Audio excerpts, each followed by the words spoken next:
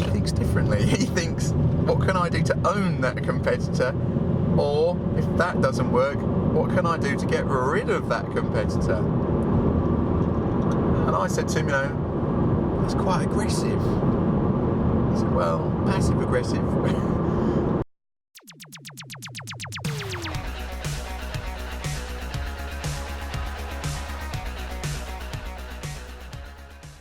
I'm going to see a medical products company today, a retailer, private medical, and I met this businessman at the very outset about 5 years ago when he just had the idea, and in that session, as a comparison, it was very, what's the word? Oh, it's brainstorming. However, now he's made it happen. So he has a large company approaching £1 million turnover, very profitable, all e-business. It's just employees who process paper, other people do the work for him. So, kind of brilliant. Why he wants to see me is, I have no idea. I think he wants to see me because we've met a lot of times in the past, and when we do talk, something productive comes out of it. He'll either have a new idea or he'll share something with me. Either way, he gets something from that meeting, which is a new idea or the confidence to go and do something he was thinking about. So he knows that I will challenge him because I don't have any, stake in his company. I'll challenge him more than most people because I don't care. I don't own any of your company, so I can say whatever I want, and he values that, I think. And that's what I believe will happen today. Reaching out, touching me, touching you. Sweet Caroline.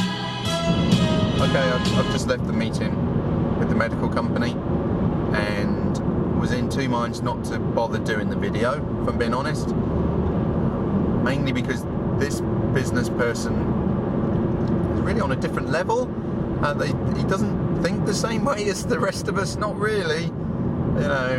Thinks differently, and that means everything he says is almost a competitive advantage. Every single idea he comes out with, you're like, well, I couldn't really share that with anyone, and I wouldn't share it with anyone because it's strategically important. However, I do think it was interesting, so I will do the video. Let's just talk about different ways of doing business. This person has an online business. They get their work through the internet, and he is, and always has been, the most obsessive person I know about the competition online. Put that in perspective. He will check the Google results on a regular basis, and I don't mean once a week, I mean more than that, to see where he ranks. If you walk in his office, there's always like second, all these keywords he's got ranked on the wall. That's how important he takes it, how seriously. And he will look, and what he's looking for is, where is he? Has he gone up or down? That's fine. And the second part he's looking for is, who else has appeared? Or who's improving? That's kind of contrary to what most people do and think. And I would include ourselves in the most people, which is, we don't really pay much attention to the competition. We do what's best by our company, and if it's good, people buy it, okay? Now, when I'm pure online, if all my business comes from the internet, I can't afford to be that passive when it comes to competition. So what he does is he looks down the list of Google results, sees a new player. Let's say on page 7, he was using page 7 as an example. And he doesn't go, what can I do to be better? What can I do to improve that? To beat that competitor?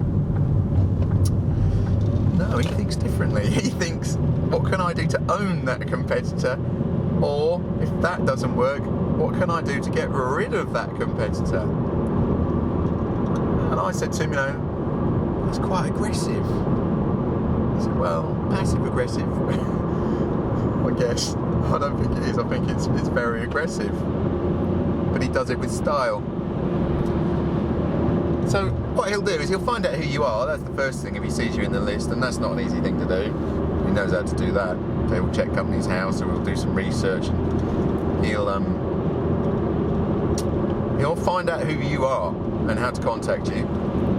Then he will send you a message saying, I'm in this business, I've been in it a long time, how much do you want for yours? And most people will opt out of their businesses for a couple of thousand, 2, 3, 4,000 when they're early stage. Imagine that, you put up a website and you just bought the domain name and it's online and it's got some good ranking. Someone sends you an email before you've had to do any work really and says, I'll give you a couple of thousand. You're going to take it probably because you haven't actually built a business yet. It's just, you don't look that far ahead. You see like the financial gain. So he'll make you an offer. £2,000 to get rid of a competitor in Google ranking, that's not bad. Not really, when you think of the level. It's £1 million company. So he'll do that, or he'll team up with you and he'll send you a message and say, look, I'm in this business already, do you want to work with me? We'll share the spoils. It's another option. Or he'll watch you, and if you go down or something happens, and he gave an example where someone's phone number stopped working, he will contact you because he knows you're on the down. That particular person was facing, bailiffs. He rings them up and says, I'll pay off your debt, which I think was about £5,000. You have to sign across your entire business and all social media platforms to me and provide all the data. Of course they say yes, because they're on the back foot.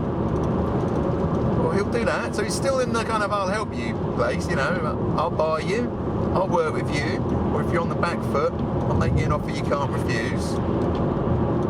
And the fourth option is he comes at you with intellectual property. So he'll register, if you launch a business, he'll make sure he's got the trademark, registered trademark, and he'll send you a letter with sort of, legal overtones saying you need to cease trading immediately. And most do. Now that's an interesting approach that has worked brilliantly for him. He watches the competition like a hawk, and when he sees any kind of significance, any kind of positivity or move on their part, whether positively or negatively, he takes them out of the picture. Which is why he's the individual in business I know who owns the most domain names. He owns 540 in-sector domain names. So put that in perspective, right? I'm a business consultant. That is like me buying 540 domain names to do with consultancy. For a start, I couldn't think of 540 names to do with consultancy. And secondly, I wouldn't want to. But he did. And so if he sees somebody come online who hasn't registered a trademark, he owns the most trademarks too, that I know, like through the patent office, If he sees that you're in the game, then he makes sure he owns the intellectual property before you do. And if you become a problem, he uses that leverage to turn you into not a problem. It's an interesting idea, isn't it? So you've got two sides of the coin, and I don't think anywhere in the middle actually works. You're either like us, where you go, actually, we do a good job, people like what we do, I'm not going to follow the competition, we're going to lead, or try to, and we'll have a good name and we'll get work and the competition will follow us, you hope. If they don't, it'll be our fault. Or you take the other side of the coin, which would be an online trader's perspective, which of course is what a lot of companies are, a pure business, where you don't do that. You look the other way and you go, I'll still improve everything about my business, but if you appear in my space, I will make sure you're removed from that space in a nice way or a not so nice way. Interesting. Nowhere in the middle. I don't think in the middle works. You either ignore the competition and trailblaze, or you say, actually, I'm going to take out all my competition and be the man standing, or the woman standing. And somewhere in the middle, I think, is kind of diluted. So that's what we talked about.